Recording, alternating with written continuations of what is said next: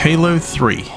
I was actually super keen to go through all the Halo games, as evident from my Halo videos.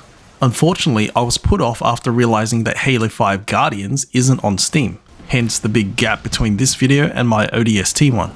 To be fair, I think Halo 5 is playable on Game Pass through cloud, but I wanted to have this as part of the Master Chief Collection, and if not then, at least on Steam. So I'm honestly pretty disappointed. Obviously it is an old game and Xbox probably don't care anymore, so I guess whatever. Regardless, I finally decided to get back into the franchise, so this is my retrospective review of Halo 3. Now, when I finally decided to jump back into this franchise, I wasn't particularly excited, but I figured I'd push through because at least this way I could say I finished the final Bungie title in the series. After about an hour in though, I found myself still excited and keen to play more, which I must admit I don't always necessarily feel about every game, but somehow Halo 3 actually had me looking forward to each session I was going to play. ODST had a very different feel throughout, so going back to one of the mainline titles was quite refreshing. Alright, pop the hatch.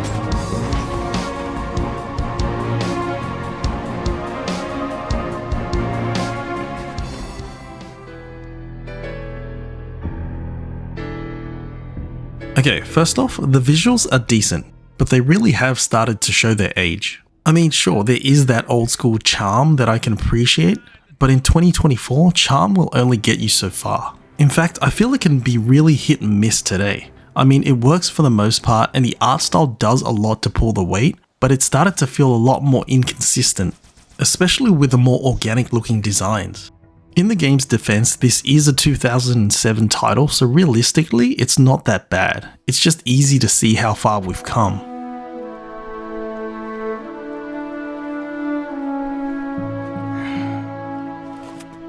Radio for Vito. Heavy lift gear.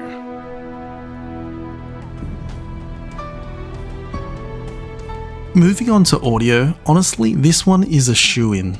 Like, it's not even a competition. I mean, as the kids say today, the score absolutely slaps. I'm going to actually keep this section really short because it's pretty clear cut. Like, there's something about the music that's not only so powerful, emotional, nostalgic, and ageless all at the same time, and the soundtrack here is a perfect reflection of that. Some of the older themes that have been remixed in are also so superbly done. Like, Martin O'Donnell is just a legend at this point, and rightly so. Like, you could play this game just for the music alone and it wouldn't be a waste. I should actually also mention that the frequency and the presence of the music has been much improved upon the first. Like, it's a lot more consistently there than in CE, and it is very much appreciated. I got it! No! Don't shoot! They mean us no harm. Those units have a priority task. Oh yeah? And what might that be? Now, a core aspect of the Halo games has always been the story and the impact the characters have on the player. Even if you're a casual to the campaign, by the events of Halo 3, Master Chief and Cortana and the rest of the cast have obviously already developed at least some semblance of a relationship with you, so there's definitely more meaning in everything that happens. As a result, the first time the flashing Cortana sequences happened, there was a genuine tug at the heartstrings for me. Perhaps because the franchise holds such a special place in my heart, or hearing the nostalgic voice of Jen Taylor just hits a bit different. Don't make a girl a promise if you know you can't keep it. But yeah, it's really well done. Now, the second time it came up, I thought, well, this slowdown is a bit annoying, but okay. Then it happened again, and again, and again with increasing frequency until you get to this mission. Oops, I just realized this next section may contain spoilers, and though I normally avoid them, I think it's necessary to mention here. So if you haven't played this game already and are planning to, it's best you skip this next portion to the timestamp in the description below. Though the first appearance of the Flood in CE was not only crucial but had significant impact on the narrative, I never really enjoyed them because of the stress they gave me. And I mean, I get it fits to have them return here story-wise, it was just frustrating. Like, I think the combination of the Flood and the level layout and the slowdown just killed the whole flow of the game for me. Halo has, after all, always been a game that carries with it a speed and action and intensity in its gameplay, and though there have always been slow moments, nothing's ever been delivered quite the same way as here, and not for the better. Like, I know it's a conscious creative decision, but it just feels so jarring when it occurs. Look, the story for the most part is still solid. In fact, it's actually quite good and feels like a proper wrap-up or send-off, and I think Bungie did really well with this one, especially considering it's their last Halo game. The whole campaign actually feels like they've gone back to their roots, going back to the original core of how the Halo CE story was designed, with a bigger focus on the fast and frantic combat, the struggle between multiple factions, certain other enemies flooding in, and even 343 making his appearance. While Halo 2 very much felt like an experimental title exploring the different sides of the conflict, Halo 3 feels like they reverted back to what made CE great in the first place. Like, there's even an ending sequence that is very reminiscent of the first game. Honestly, I think it all lands pretty well, and it even wraps up somewhat nicely whilst leaving it open enough to be expanded upon further. We made it. Music to my ears, Commander. What about the Ark? Fully uncovered, sir. And we don't have much time. Now, gameplay. This is going to be the longest section I have because though the core gameplay itself is the same, to me it feels more engaging than before. Granted, the checkpoint setup can still feel a bit annoying for the most part, it does its job. And much like the story, the gameplay feels like it goes back to basics. Like, it captures much of that intensity and speed whilst being varied enough throughout the different levels that it doesn't get stale. And speaking of speed, I'm not 100% sure if it's just me, but it feels like I run and move quicker in this title. Google tells me if anything it's actually slower, so maybe because I've been on Space Marine 2 lately and the movement feels different, but I swear I run quicker in this game than previous titles. Okay, now something I am more confident they've improved is the weapon variety and the availability of them through the levels. Like, I think in previous games you get a max of like 2 to 4 weapons to choose from, but here it feels like almost everything's available at every point. Like, I normally try to stick with my favorite weapons, but here I actually found myself trying more because I knew I wouldn't be stuck with something too long if I didn't enjoy it. Shipmaster, they outnumber us 3 to 1. Then it is an even fight.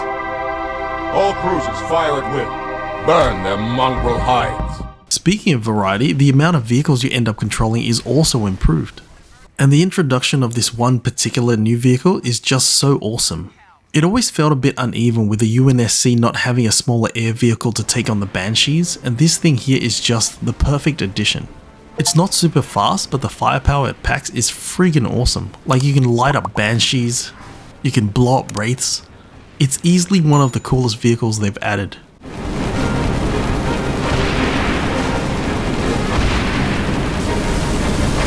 Oh, I should note, when I jumped back into this game, I forgot all the controls, so I did have to relearn everything, and I don't remember when they added the special as the shift button, but it threw me off a lot because I was so used to holding shift to run.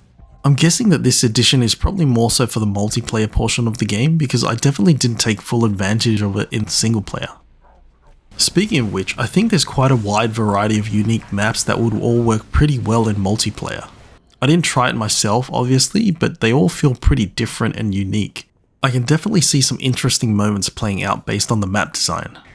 And obviously this is a Halo game, so those classic mechanics are all still present, and I can only imagine the type of old school shenanigans that people would get up to.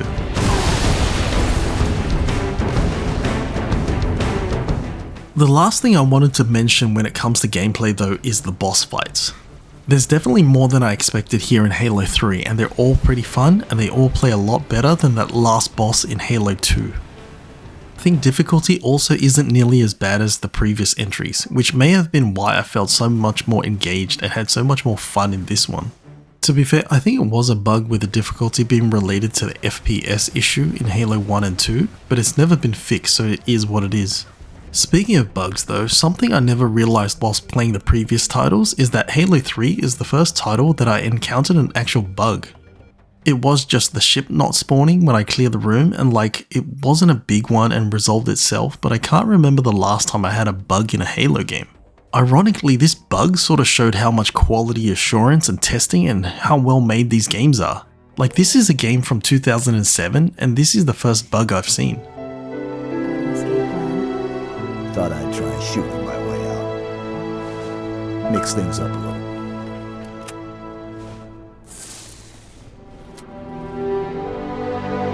Just keep your head down. Look, a core aspect of what made the Halo games great back in the day is still very much alive in Halo 3 today. I mean, the gameplay loop in this is still your typical Halo game, and in that classic Halo fashion, it's definitely still a great time if you're willing to play through this one. There is no doubt that this game is showing its age, but for those willing to commit a few hours, there is still a heap of fun that can be had. If you're in it for the gameplay, which I think most gamers today are, you might be surprised and find more fun in this than some modern games. Halo 3 is still an enjoyable experience today. I do know how to pick 'em.